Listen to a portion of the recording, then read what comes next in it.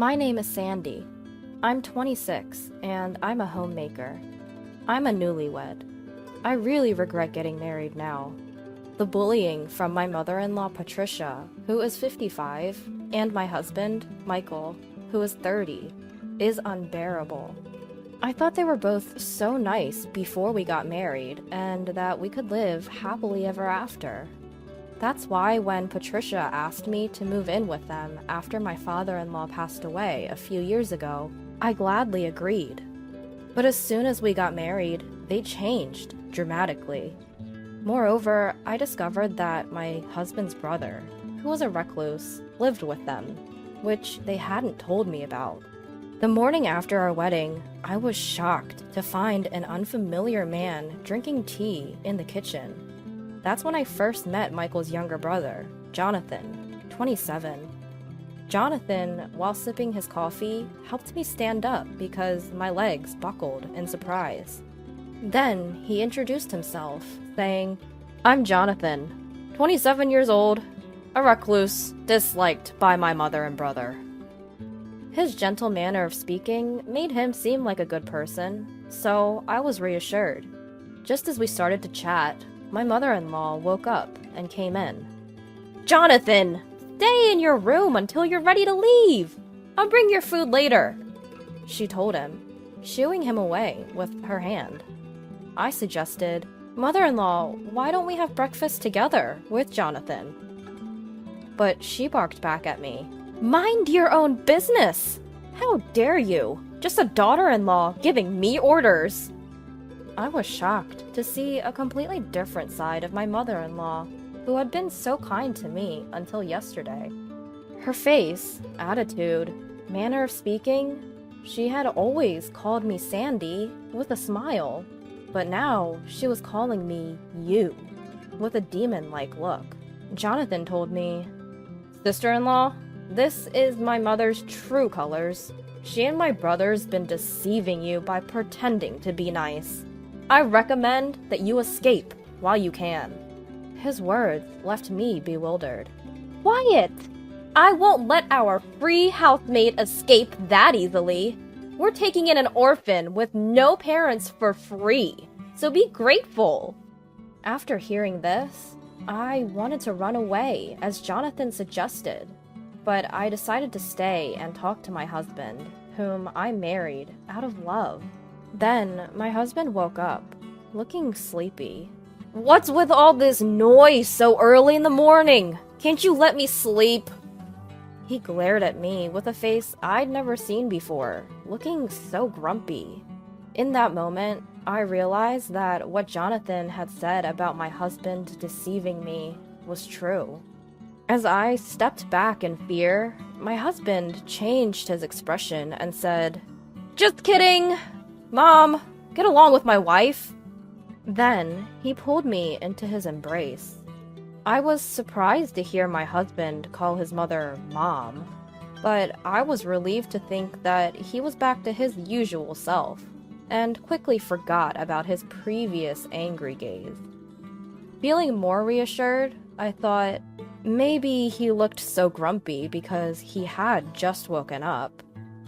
I said, "I'll make breakfast," and prepared breakfast for 4 of us and put it on the table. But my husband said, "Take Jonathan's portion to his room.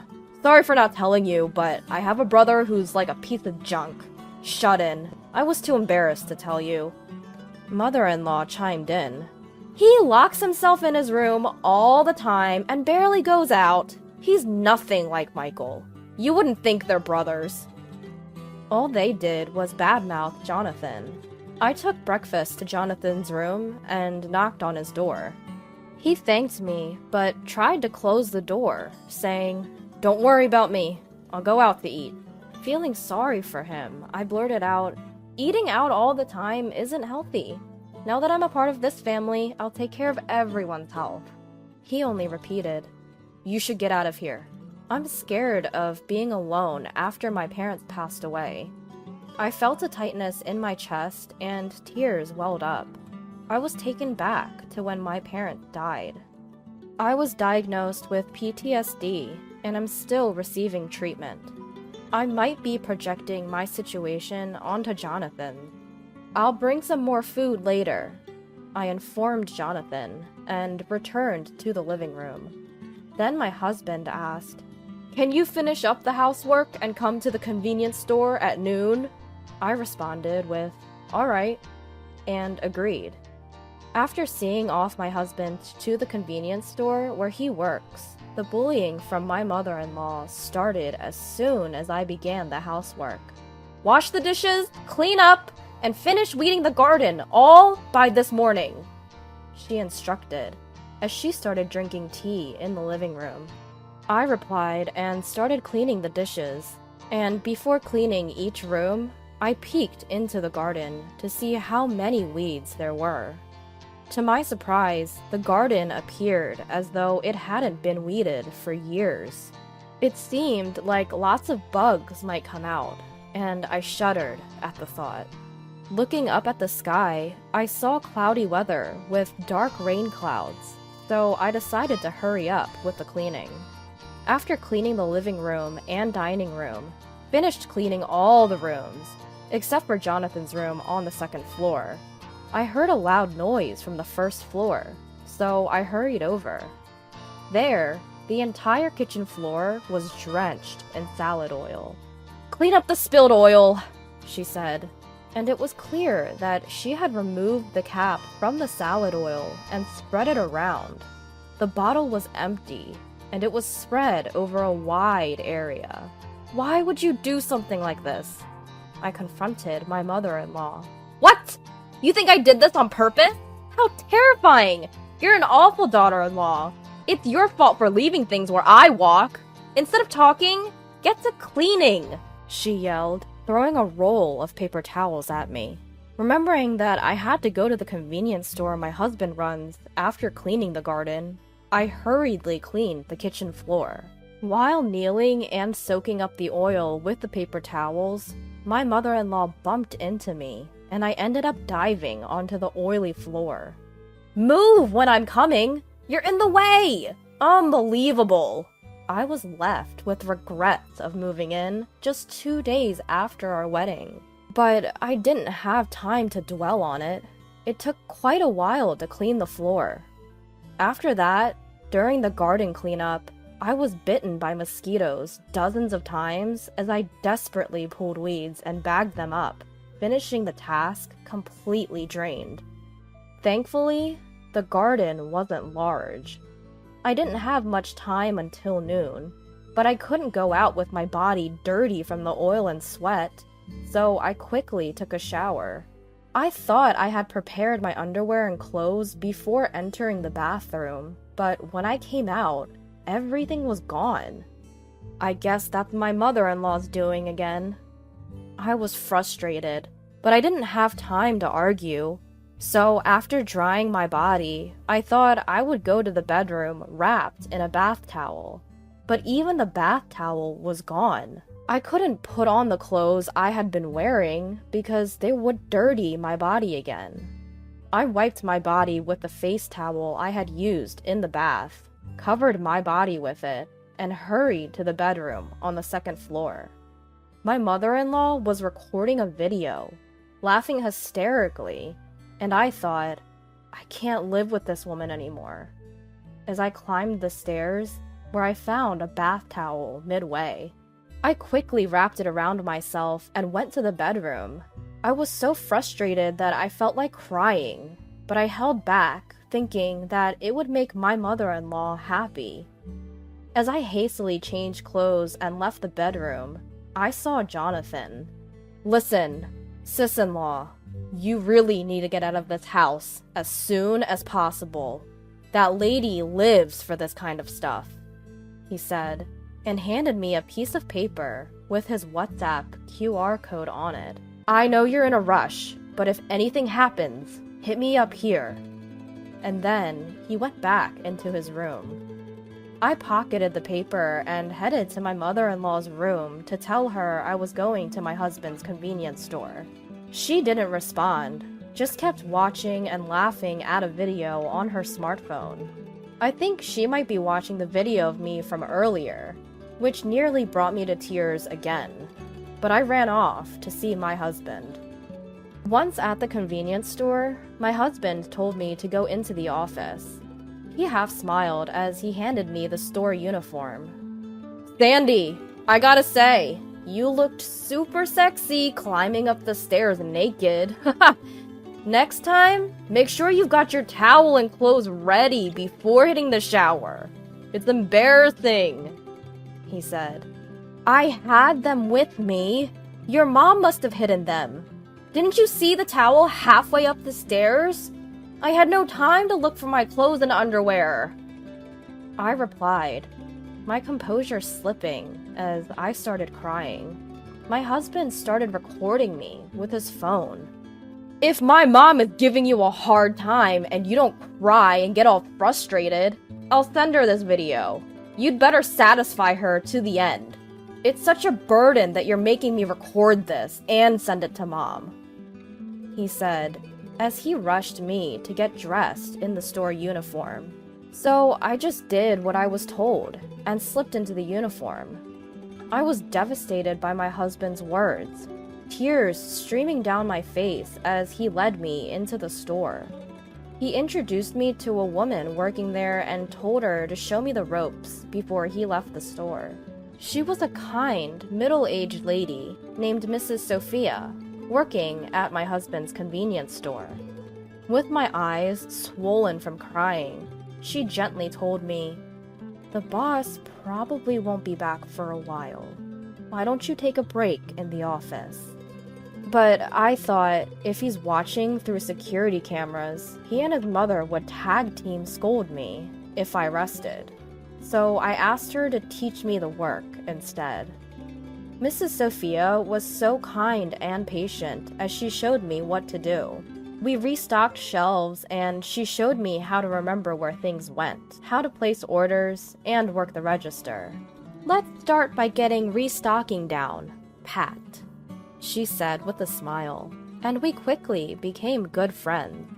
My husband came back to the store around 5 p.m. "You can go home now.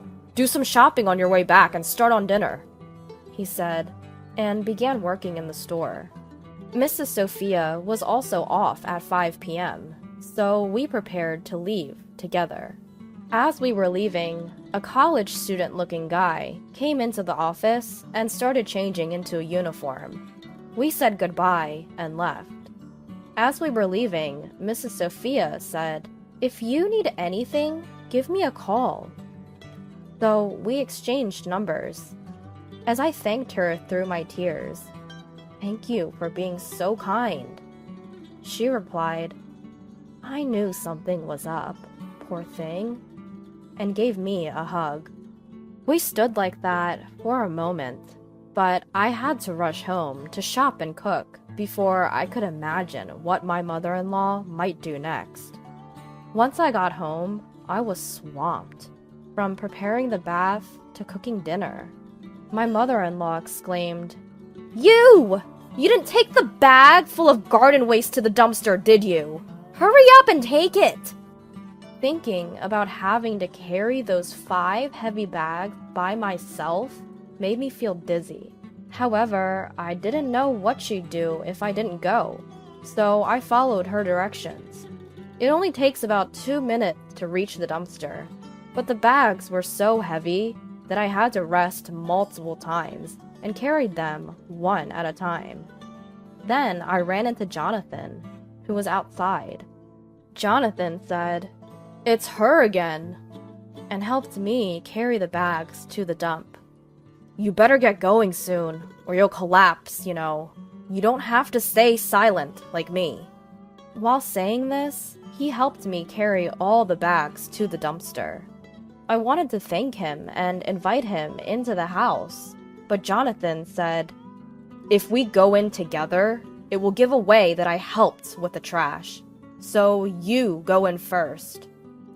So I went in the house alone. After a little while, my husband came back with Jonathan. Jonathan went straight to his room, and my husband headed to the living room. "Sandy, From today, you'll be working at the convenience store in the daytime and night. The night shift starts from 8 p.m., so you'll have to leave soon, he said. I replied, I'm already exhausted from today. Plus, I'm scared of the night, and I haven't learned the job yet, so it's impossible. His face turned devilish at my response. Don't you dare defy me when I'm getting you a job! He intimidated me by pounding the wall. Even my mother-in-law chimed in. We don't need 2 pieces of junk in our house! You're a wife, so work for the house! She shouted at me. I hated to leave Jonathan alone, but as he said, I thought I'd collapse if things stayed as they are. So I decided to leave the house. That's when my husband pulled out the divorce papers from his bag and handed them to me. If you can't work, there's no point in being married.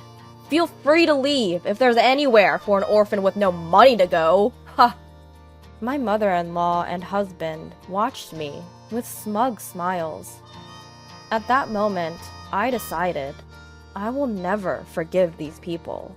I realized I needed to distance myself from these two for now, so I decided to head to the convenience store. The night shift at the convenience store was quiet, with no customers, which was really a blessing. I registered Sophia and Jonathan on my WhatsApp account. I exchanged messages with the two of them. I was able to receive information from them that I hadn't known before. The information I received from Jonathan was that my husband had previously decided to marry a woman, brought her home, and did the same things he's doing to me now, causing her to flee before the marriage was finalized. That's why he had been acting all sweet until he married me. Furthermore, the next act of harassment against me was apparently to hide the engagement ring my husband gave me and blame me for losing it. According to Jonathan, my mother-in-law and husband were gleefully planning this in the living room right now. It seems that Jonathan has 2 cell phones, and he leaves one in the living room in call mode.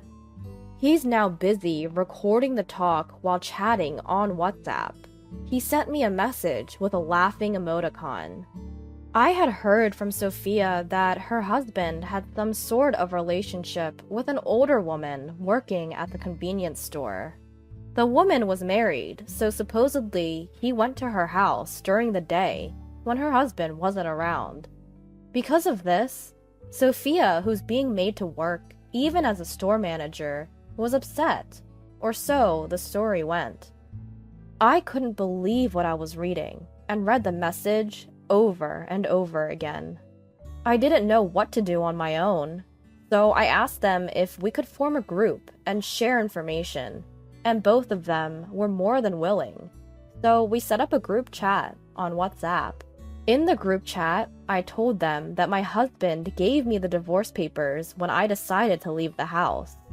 Jonathan was glad and said, I'm glad you finally decided to leave. But I said, Jonathan, you're leaving with me too. Then, in the group chat, I revealed something I hadn't told my mother-in-law or my husband. After I revealed it, I told them I planned to take revenge on my mother-in-law and husband, and Sophia and Jonathan both said they wanted to help. Sophia said, with difficulty, actually, and told me she had a recording on a voice recorder that could serve as evidence of my husband's affair with the woman, and also a picture of the two of them entering the woman's house. And apparently, she also had a recording of what my husband said at the office today. Mom was frustrated because you wouldn't cry no matter how much she bullied you. And him filming me crying and sending it to my mother-in-law. Then Jonathan asked Sophia to trust him with all the information, and Sophia agreed. That's the proof of your cheating husband and bullying mother-in-law, isn't it? Jonathan was tasked with compiling the information, Sophia with gathering further evidence of my husband's infidelity, and I decided to engage a lawyer and look for new homes for both Jonathan and myself. When Sophia wondered aloud, "Isn't it bad that I'm recording?" Jonathan replied, "You just happened to bring a voice recorder that was in record mode, right?" Sophia seemed to be laughing as she said, "That's right! It was just by chance." I never thought I'd make such wonderful friends in such a short period of time. It felt like my parents were guiding me, that they were certainly by my side, protecting me. Since we must keep the group's existence a secret, I decided to lock my phone. After a while, my husband told me, "The relief guy is coming at 1, so you can come home." So I went back to the house where my husband and mother-in-law were. They were both already asleep, so I messaged Jonathan to hurry up with the moving preparations. Jonathan had messaged me, "Get that divorce paper filled out soon and have a good sleep." The next day was the same routine of housework, working at the convenience store, returning home for more housework, and again, the convenience store. But before heading to the evening shift, as expected, my mother-in-law said, "Show me the engagement ring you received from Michael." I retorted, "It's not here since you hid it, mother-in-law," and headed off to the convenience store. Jonathan showed up at the convenience store when my husband wasn't around and received a voice recorder from Sophia. Jonathan quickly gathered and summarized information for me. Sophia had made a comment to my husband's mistress's husband when he visited the store. "You know, our owner and your wife are very close. The owner is mysteriously absent when your wife is off." Apparently, she dropped this hint so blatantly that it would surely make the husband suspicious. The husband seemed to be heading back to the office from an outside appointment, but we guessed that he might have gone home instead. Sophia shared this in our group chat. Armed with the information Jonathan had compiled, I went to consult with a lawyer I know. The lawyer assured me this should be enough, and gave his approval. Then the location for Jonathan's and my move was decided. Finally, the curtain was raised on my revenge. I had endured my mother-in-law and husband's daily bullying for this moment. For the preparation, I pretended to grovel before my mother-in-law and husband on my husband's day off. I said, "Mother-in-law, I'm sorry for causing you so much trouble due to my incompetence. This is not a peace offering, but I would like to gift Michael and you a one-night stay at a hot spring resort." Mother-in-law responded, "Finally, you've given in. That's right. Keep spending your time and money like this." And she accepted the voucher. "When is it? Tomorrow? Isn't that a bit sudden?" she asked. I said apologetically to mother-in-law, "I'm broke and couldn't afford anything but this discounted deal." My husband then said, "Mom, I can leave work to Sandy tomorrow, so we can go. This is a gift from a poor orphan, so if we decline, we may not get this chance again. Just work without complaining, and I'll let you stay here." He was all set to go. Mother-in-law also said, "Don't think this will stop the bullying. It's my pleasure. But if you give me gifts like this, I might ease up a little." And so, in high spirits, the two of them set off early in the morning. They didn't even know that the accommodation voucher I gave them was a discount voucher. Once they had left, as planned, the movers came. They loaded mine and Jonathan's belongings into a truck and we moved to our new location. Our new home was a large house, one of the properties left to me by my parents. The secret that I hadn't told my mother-in-law or husband was that I had a large inheritance from both my parents and my paternal grandfather. The other properties, like apartments, were managed by a company I had established. I had entrusted the management to a cousin I trust. I am the owner of that company. I also inherited other significant assets, such as insurance money. I decided to live with Jonathan in the large house where my grandfather lived, which had remained vacant because I didn't want to rent it out to anyone. I figured this would be a spot where my mother-in-law and my husband wouldn't find me. The day after I moved, I received an angry phone call from my mother-in-law. "You! This is not a discount voucher! I'll get back to you! Michael is very upset too! I will not forgive you! Get a divorce and leave! You! Trash! Leave! Don't show your face again! Take the trash Jonathan with you too!" She said, quite furious. "Okay, got it.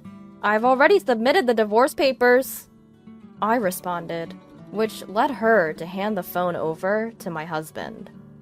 "Marrying a worthless person like you was a mistake! Get lost, orphan!" He spat before hanging up. Jonathan and I ended up laughing heartily and celebrated. Sophia had already submitted her resignation to the convenience store's headquarters and had decided to work full-time at my cousin's company. Sophia, a single mother, was happy to have a stable income. Soon, she was going to bring her child here to celebrate together. Jonathan seemed to have a hard time moving. He's been holed up working until Sophia arrives. Jonathan was an investor, making money from his online lectures. In fact, it seems he's making a significant amount of money every month. After a while, Sophia and her child came, and we had a party and deepened our friendship. The next day, I received another call from my mother-in-law, who had returned from her trip. "Did you move? Is Jonathan with you too?" She asked, to which I played dumb. "I've moved out already." "Oh, Jonathan moved out too?" I inquired. "It seems so. It's fantastic that two pieces of trash disappeared at once," was my mother-in-law's bitter response. Later, my lawyer contacted me. "Michael and your mother-in-law have accepted the content of the notification. They seem willing to pay as requested to avoid a lawsuit." Afterward, that amount was transferred to my account. Just when I was getting used to living with Jonathan in our odd arrangement, my ex-mother-in-law, in a state of panic, began spamming my phone with calls. Looking at my call history showing 50 missed calls per second, I received another call from my ex-mother-in-law. "Do you know where Jonathan is? If you know, tell me!" she demanded, to which I simply replied, "I don't know," and tried to end the call. "Wait! How much money do you have in savings?"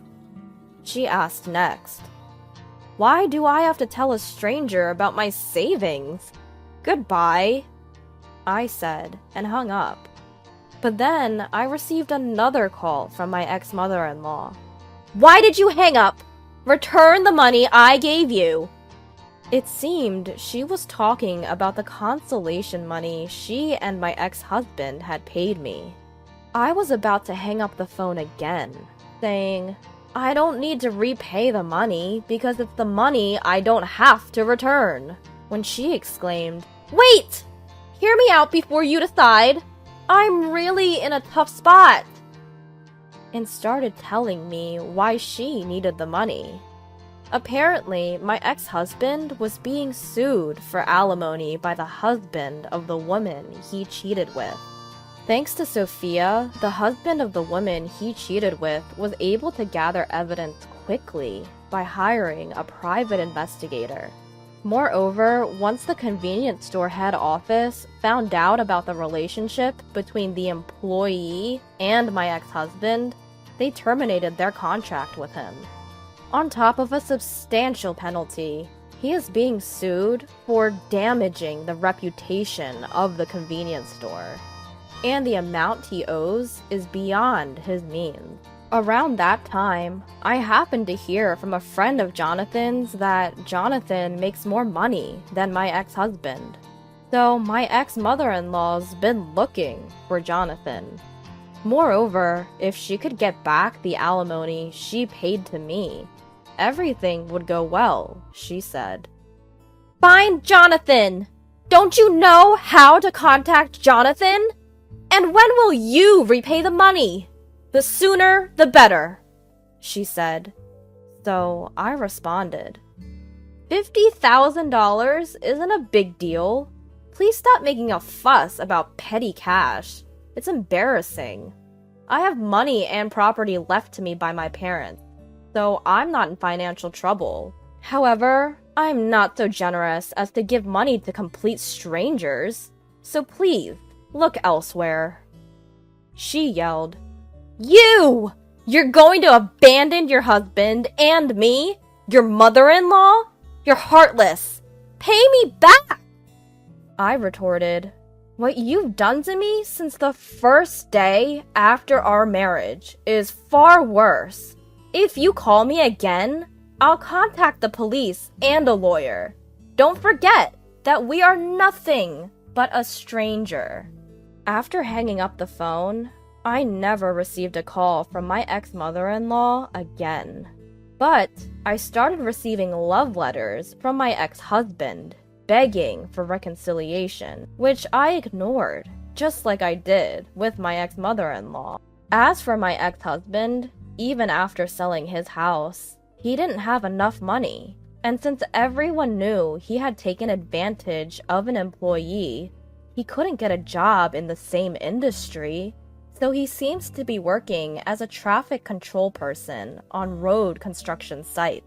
My ex-mother-in-law reportedly started working part-time at a supermarket, but because of her personality, she doesn't have anyone to talk to and is isolated at work. As for me, I actually got married to Jonathan 2 years later, and we're living very happily. Jonathan's proposal was, let's be together in your parents' grave. So he married into my family and took my surname. I am currently pregnant and will be blessed with a baby boy next month. I've already decided to get along well with my son's future wife.